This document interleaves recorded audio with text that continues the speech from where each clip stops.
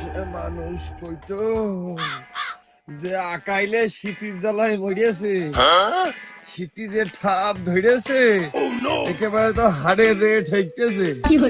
এ শীত কাটালি হম বাগানের মধ্যে বসতে সে কি ভুলই করলাম।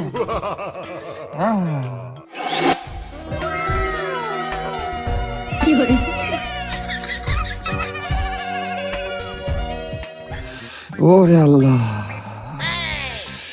বলে ভোগে না হয় থেকেই শান্তি। এ কি ঠান্ডা শুরু হইলো, সব যে জমে গেল।